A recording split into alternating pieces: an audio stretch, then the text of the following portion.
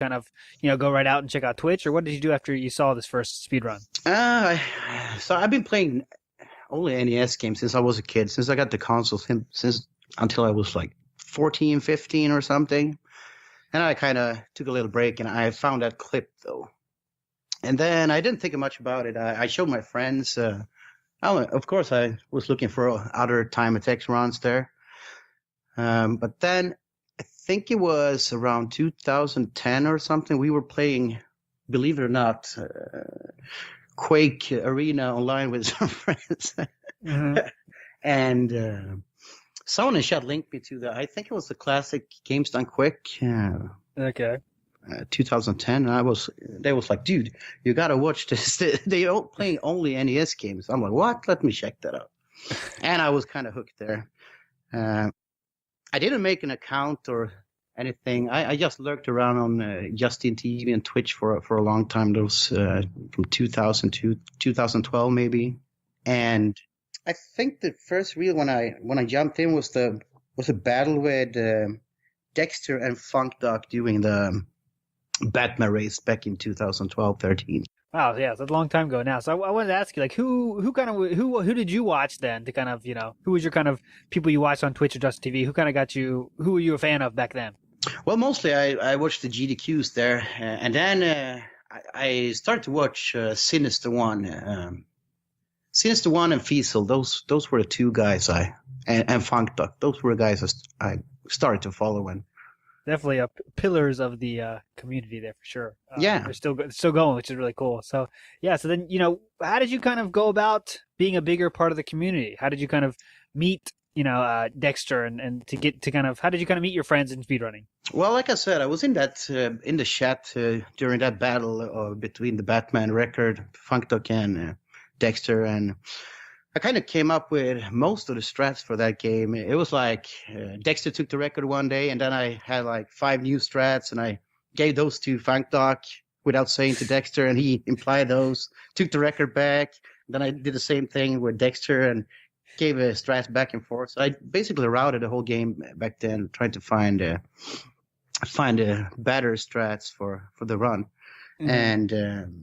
And after a while, a lot of people wanted me to start stream, and because I was finding so many strats, and they were trying to push me to start streaming. So I think 2013 I made a real account and started. Yeah, and started playing Batman, of course.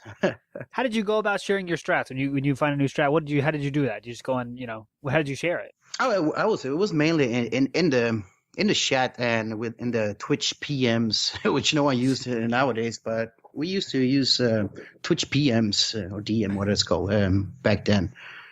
Cool. You only have 2 official GDQ runs yourself, but you've been on many, many more couches there. So I guess I wanted to ask you, what kind of do you think, the NES community is pretty tight. At least it seems pretty tight, out to the outside viewer. Yeah. What do you think makes it like that? How's it so special?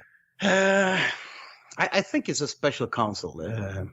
First of all, I think most of the people that watch NES and play is a little older than the usual speedrunner, and they tend to play older games as a kid. So there's some kind of nostalgia there. And when you see other people play their games and come along, meet up in all those events, it's kind of go hand in hand, and the NES group is gathering and cheer on each other. It's just one of the best consoles ever made, I think, and it's easy to fall in love with.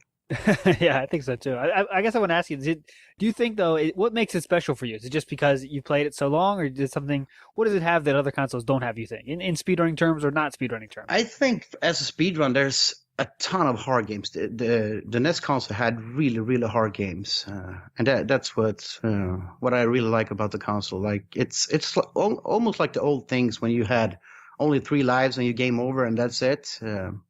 That kind of harder games. Yeah. And the NES console is known for having really, really hard speedruns. Well, a lot of people say, NES difficulty, right? The Nintendo difficulty. Yeah. So that is the term, I believe. But for you now, for a speedrun, I guess that's a positive, right? It's not a negative. No, it's a positive thing because it's a real challenge to let's take a game like Battletoads. That's probably not many people beat as a kid. And Yeah. once you see a speedrun of that and how they make it look so easy beating that game, it kind of brings you back when you were a kid. Like, man, wonder if I can do that. Yeah, that's really cool. And that, how about what kind of motivates you? Because I know, you have the world record in a few games, but what kind of is that something you chase? You want to be the world record holder in some of these big games, or what's speedrunning for you? Why do you do it? Well, I used to have more records back in the day when the fun part was when it was the Sunday sequence break, 2012, 13. When you could submit all your records and they went to the list every week what record has been taken, and it was like a kind of milestone to get one run in there. Man, I want to get a record in that show. I remember I thought like that, and the first record I got was Kung Fu on the black box, because I do love the black box games on the NES, and I did beat Man's old record. I think it stood like 6 or 7 years or something, so it was pretty fun to beat that. And of course I continue to go on with the more black box games and submit to the Sunday sequence break there. I still wish that show was coming back. Yeah, that was definitely cool. Too bad it didn't continue for sure. So you seem like you are kind of a competitive guy then, right? You sound like you competitive. Speedrunning is competitive for you. Let me tell you this. When I first started, I was hungry, right? I want to have all the records. Every game I play, I want to have the recordings. I was very competitive back then.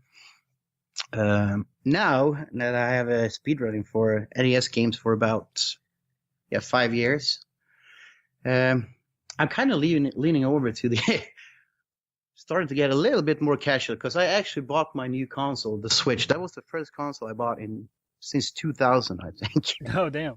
So there's so many games I actually haven't played. I've been playing NES games my whole life. So, and taking that in, I kind of put the NES games a little bit on the side. But I actually started to go for world records again now, last week. So I dedicate Thursdays now on my schedule to NES speedruns that I want to improve. And yeah. I see now you're working on Zelda 2, so that's good for me, someone that watched you do that a long time ago, many years ago. Yeah, the thing with Zelda 2 is it's just a game I never practice. Uh-huh. I kind of practice on stream. I kind of wing it all the time, and I played it so much, so I do my practice during my runs.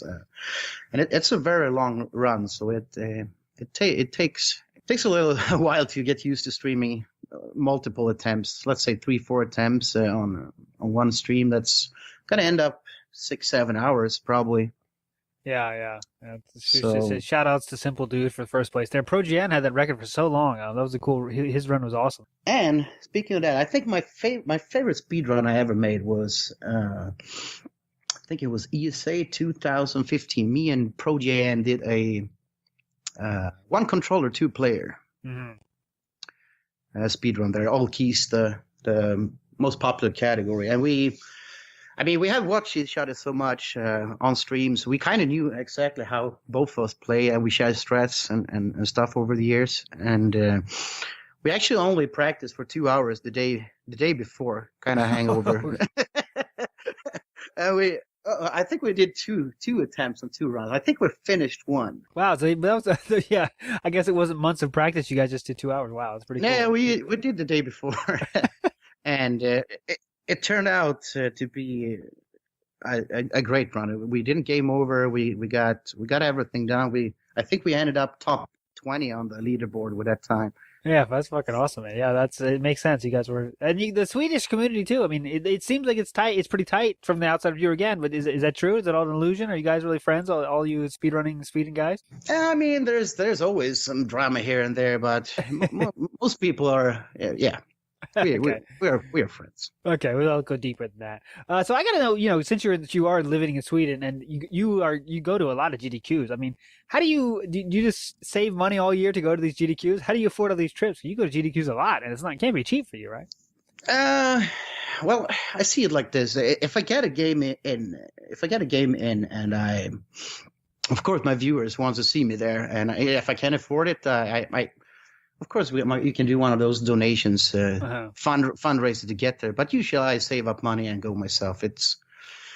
I mean, if it is your hobby and you got a whole year to save, it's actually not that much if you put away a little buck here and there. You can easily save up to for the trip. Yeah, and yeah, it's cool. You really support everyone, even if you don't have a run. Sometimes you still are on the couch, and I think the most recent GDQ on the couch for Metroid McFly's run